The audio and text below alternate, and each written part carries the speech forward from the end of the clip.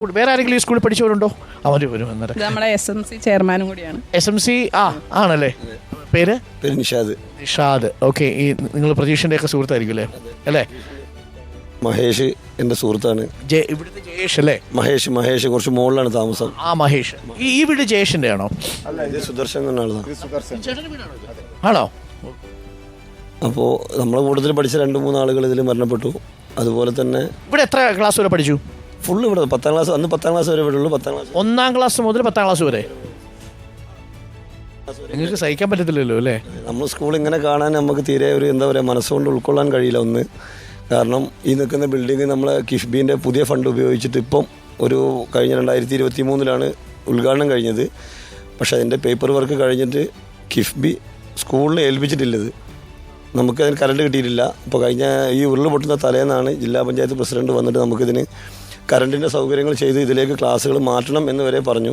പക്ഷേ അതിനെന്താ പറയുക, ദൈവം അതിനൊരു അവസരം തന്നില്ല. പക്ഷേ ഈ ബിൽഡിങ് ഈ നാടിൻ്റെ ഒരു രക്ഷകനായിട്ട് കുറേ മാറിയെന്ന് രാവിലെ ആയപ്പോഴാണ് നമുക്ക് മനസ്സിലായത്. നമ്മൾ അറ്റ് എ ടൈമിൽ ഇവിടെ ഉണ്ട്, പക്ഷേ നമുക്ക് ഇവിടെ വന്നപ്പോൾ ഈ ബിൽഡിംഗ് ആണ് ബാക്കി ടൗണും കാര്യങ്ങളൊക്കെ പിടിച്ചു നിർത്തി എന്നുള്ളത് നമുക്ക് മനസ്സിലായത് അപ്പോഴാണ്. നിഷാദ് ഈ സ്കൂളിൽ പഠിക്കുന്ന സമയത്ത് ഒരുപാട് ഓർമ്മകൾ നമുക്ക് എല്ലാ സ്കൂളിൽ പഠിക്കുന്ന സമയത്തും ഉണ്ടാവുമല്ലോ അല്ലേ? അങ്ങനെ തെളിഞ്ഞു നിൽക്കുന്ന ഓർമ്മ ഈ സ്കൂളിൻ്റെ ഒരു പരിസരമായിട്ട് ബന്ധപ്പെട്ട് ഇപ്പോൾ കഴിഞ്ഞ തവണത്തെ വാർഷികാഘോഷത്തിൻ്റെ കാര്യം നേരത്തെ സഹന പറഞ്ഞു, അതേപോലെ ഓർമ്മയിലുണ്ടാവുമല്ലോ. ഞങ്ങൾ SLC പഠിക്കുന്ന സമയത്ത് നമുക്ക് ഒരു ജനുവരി മുതൽ ക്യാമ്പാണ്.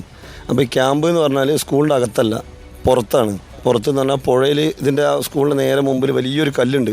വലിയൊരു കല്ലെന്ന് പറഞ്ഞാൽ 10-20 പേർക്ക് ഇരിക്കാൻ പറ്റുന്ന ഒരു കല്ലുണ്ട്. അതിൻ്റെ മുകളിൽ ഇരുന്നിട്ടാണ് അധ്യാപകർ വന്നിട്ട് നമുക്ക് എന്ത് ചെയ്യുക, ക്യാമ്പിന് പഠിക്കാനുള്ള ടോപ്പിക്ക് തരിക. അവിടെ നമ്മൾ ആ പ്രകൃതിയിൽ ഇരുന്നിട്ടാണ് അത് പഠിച്ചിട്ട് നമ്മൾ സാർമാർക്ക് പറഞ്ഞു കൊടുക്കുന്നത്. അതേപോലെ ഇവിടെ ഒരു മരം ഉണ്ട്, ആൽമരം. അതിന് ഞങ്ങൾ പറയാം ആൽമരം എന്ന് പറയാം. ആൽമരം ആൽഫബറ്റിക്കൽ മോഡലാണ് ആ മരം ഉള്ളത്.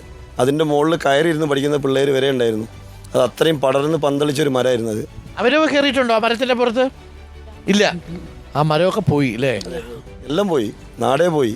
നമുക്കിനി സ്കൂള് ഇതിൻ്റെ ഒരു ചുറ്റുവട്ടം തന്നെ വെള്ളാർമല സ്കൂൾ എന്ന് പറഞ്ഞിട്ട് തലയെടുപ്പോടെ നാടിൻ്റെ ഒരു വിളക്കായിട്ട് വേണമെന്നാണ് നമ്മൾ സ്കൂളിൻ്റെ SMC ചെയർമാൻ എന്ന നിലക്കും ഇതിലെ പൂർവ്വ വിദ്യാർത്ഥി എന്നുള്ള നിലക്കും ഇത് കണ്ടുകൊണ്ടിരിക്കുന്ന പ്രേക്ഷകരെ സംബന്ധിച്ച് നിങ്ങൾ അറിയേണ്ട ഒരു കാര്യമുണ്ട്. ഈ സ്കൂള് അത്രമേൽ വലിയ വിദ്യാഭ്യാസ നേട്ടമൊന്നും സ്വന്തമാക്കിയിരുന്നൊരു സ്കൂളൊന്നും ആയിരുന്നില്ല. സാധാരണ തൊഴിലാളികളുടെ മക്കൾ പഠിച്ച അവരുടെ അടിസ്ഥാന സൗകര്യങ്ങളുടെ പരിമിതിയൊക്കെ അതിൽ പ്രതിഫലിച്ചിരുന്നു. പക്ഷേ ആ സ്കൂളിൻ്റെ തിരിച്ചുവരവുണ്ടല്ലോ നമ്മളെ അത്ഭുതപ്പെടുത്തുന്ന ഒന്നാണ്. അതിൽ എനിക്കൊന്ന് SMC അടക്കം മദർ PTA അധ്യാപകർ, ഇവിടുത്തെ പൗരസമൂഹം അവരൊക്കെ വഹിച്ച പങ്ക് ചെറുതല്ല. നിങ്ങളെങ്ങനെ ഈ 6 വർഷം തുടർച്ചയായിട്ട് 100% എത്തുന്ന രീതിയിലൊരു മാജിക്ക് കാണിച്ചത്? അതാണ് ഞാൻ പറഞ്ഞത് സാറേ. ഇവിടെ ഏറ്റവും വലുതെന്ന് പറഞ്ഞാൽ കേരളത്തിൽ ഒരു സർക്കാർ സ്കൂളും രാവിലെ 7 മണിക്ക് പ്രവർത്തിക്കുന്ന സ്കൂളുണ്ടാവില്ല. 7 മണിക്കാണ് ഇത് പ്രവർത്തിക്കുന്നത്? 10ാം ക്ലാസ് പിള്ളേർക്ക് രാവിലെ 7 മണി മുതൽ ക്ലാസ്സാണ്. 10ാം ക്ലാസ് പിള്ളേർക്ക് രാവിലെ 7 മണി മുതൽ അവർക്ക് ക്ലാസ്സാണ്. അത് ഇവിടെയുള്ള അധ്യാപകരാണ്, അധികവും പുറത്തുള്ള അധ്യാപകരാണ്. അവരിവിടെ ചുറ്റുവട്ടത്തുള്ള വീടുകളിലൊക്കെയാണ് വാടകയ്ക്ക് താമസിക്കുന്നത്. അവർ വന്നിട്ട് രാവിലെ 7 മണി മുതൽ 10 മണി വരെ അവർക്ക് ക്യാമ്പ് പോലെ കുട്ടിക്ക് ക്യാപ്സൂൾ ടൈപ്പിലാണ് വിദ്യാഭ്യാസം കൊടുത്തത്.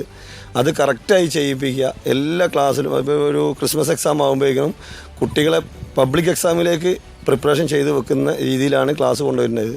അത് അധ്യാപകരുടെ അധ്യാപകരെ പോലെ തന്നെ നാട്ടുകാരും ക്യാമ്പിൽ ഭക്ഷണം വെച്ച് കൊടുക്കാനായാലും ഈ 2 മാസം എല്ലാ രക്ഷിതാക്കളും 2-3 രക്ഷിതാക്കൾ വന്നിട്ട് അവർക്ക് വേണ്ട ഭക്ഷണം, രാവിലെ 10 മണിക്കുള്ള ഭക്ഷണം, ഉച്ചയ്ക്കുള്ള ഭക്ഷണം, വൈകുന്നേരത്തെ ചായ വരെ ഓരോ 2 രക്ഷിതാക്കൾ കൂടിയിട്ട് ചെയ്തു കൊടുക്കും. അവർക്ക് എത്ര പൈസ ഉണ്ടെങ്കിലും അത് അവർ ചെയ്തു കൊടുക്കുന്നു. സഹന